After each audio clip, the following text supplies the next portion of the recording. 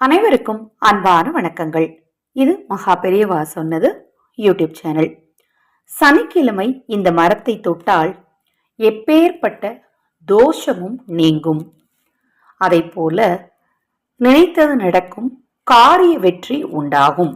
அதிலும் குறிப்பாக சனிக்கிழமை சனிஹோரை நேரத்துல காலையில 6 to 7 இந்த பரிகாரத்தை நீங்க செஞ்சீங்க அப்படின்னா ஜாதக ரீதியாக குழந்தை பாக்கியம் இல்லை, புத்திர தோஷம் இல்லை அப்படிங்கிறவங்க இந்த பரிகாரத்தை தவறாம செய்யுங்க.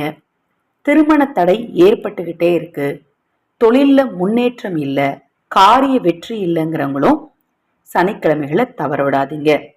குறைந்தது 11 சனிக்கிழமை சனிஹோரை நேரத்துல நீங்க இந்த பரிகாரத்தை செஞ்சீங்க அப்படின்னா நிச்சயமாக உங்களுக்கு ஒரு பேரதிர்ஷ்டம் உண்டாகும்.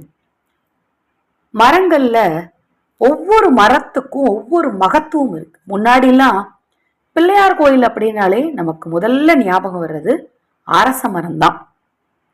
குலதெய்வ கோயில் அப்படின்னாலே ஞாபகம் வர்றது ஆலமரம் தான். அம்பாள் ஆலயம் அப்படின்ன உடனே ஞாபகம் வர்றது வேப்ப மரம் தான். சிவாலயம் அப்படின்ன உடனே ஞாபகம் வர்றது வில்வ மரம் தான்.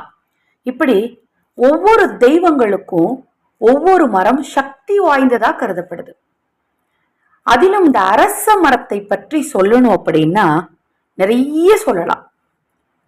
நிறைய விஷயங்கள் வழக்கத்துல இருந்தது. முன்னாடிலாம் அரச மரத்தை சுத்தினா உனக்கு குழந்தை பிறக்கும் அப்படின்னாங்க.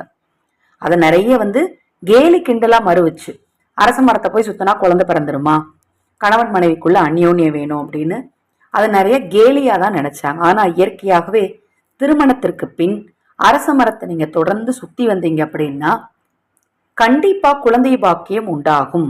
அறிவியல் ரீதியாகவும் இது நிரூபிக்கப்பட்டிருக்கு. காரணம், அரச மரத்துல இருந்து கிடைக்கக்கூடிய நல்ல ஒரு ஆக்சிஜனுடைய லெவல். அந்த ஆக்சிஜன் நம்மளுடைய கருப்பையை நல்லா சுத்தம் பண்ணி கருவை தங்க வைக்கிறதுக்கான ஒரு ஆற்றலை கொடுக்கும். இப்படி ஒவ்வொரு விஷயம் நிறைய இருக்கு. விநாயகப் பெருமான் வீட்டு இருக்கும் இடம் அரச மரம்னு சொல்லப்படுது. அது மாதிரி தீய சக்திகளின் பாதிப்புல இருந்து விலகணும்னா அரச மரத்து அடியில போய் உட்காந்துட்டு வாங்கன்னு சொல்லுவாங்க. மன நிம்மதி இல்லையா, அரச மரமும் வேம்பும் இணைந்திருக்கிற இடத்துல போய் உட்காருங்கன்னு சொல்லுவாங்க. நிறைய விஷயங்கள் இருந்தது. காலப்போக்குல சில விஷயங்கள் கேலியாகவும் சில விஷயங்கள் மறைந்தும் போயிருச்சு. நீங்க எந்த கோவில்ல அரச மரத்தை பார்த்தாலும் சனிக்கிழமையில சனிஹோரை நேரத்துல அதை தொட்டு வணங்குங்க. எல்லா நாட்கள்லாம் அரச மரத்தை தொட முடியாது. சனிக்கிழமையில தொடும்போது அதனுடைய ஆற்றலும் அளப்பரிய சக்தியும் உங்களுக்குள்ள இறங்கும். சனிக்கிழமை தொடுறதுதான் விசேஷமும் கூட. மற்ற நாட்கள்லாம் தொடக்கூடாது. சுத்தி வலம் வரலாம், தொடக்கூடாது. சனிக்கிழமை சனிஹோரை நேரத்துல உங்களுக்கு வாழ்க்கையில அதிர்ஷ்டம் ஏற்படணும் அப்படின்னா போய் அரச மரத்தை தொட்டு வணங்கிட்டு 11 முறை வலம் வந்து விநாயகப் பெருமானுக்கு விடலை தேங்காய் உடைங்க. நீங்க நினைத்த காரியத்திலலாம் உங்களுக்கு வெற்றி கிடைக்கும், காரிய வெற்றி உண்டாகும், குடும்பத்துல மகிழ்ச்சி உண்டாகும். இப்ப நான் சொன்ன பதிவு உங்களுக்கு பயனுள்ளதா இருந்ததுன்னு நீங்க நினைச்சீங்கன்னா லைக் பண்ணுங்க, உங்க நண்பர்களுக்கும் உறவினர்களுக்கும் ஷேர் பண்ணுங்க. அதை போல இப்பதான் முதன்முறையா பார்க்கறீங்க அப்படின்னா சப்ஸ்கிரைப் பண்ணிக்கோங்க. பக்கத்துல இருக்கிற பெல் பட்டனை மறக்காம கிளிக் பண்ணிக்கோங்க. நமது சேனல் சார்பாக அனைத்து பூஜை பொருட்களையும் அறிமுகப்படுத்தி இருக்கிறேன்.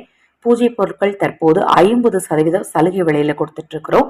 பூஜை பொருட்கள் தேவைப்பட்டாலும் உங்கள் தனிப்பட்ட பிரச்சனைகளுக்கு பிரத்யேகமாக பரிகாரங்கள் செய்து கொள்ள விரும்பினாலும், ஆதரவற்ற ஏழை குழந்தைகளுக்கு கல்விக்கு உதவி செய்ய விரும்பினாலும் 9344692042 இந்த வாட்ஸ்அப் எண்ணுக்கு தொடர்பு கொள்ளுங்க.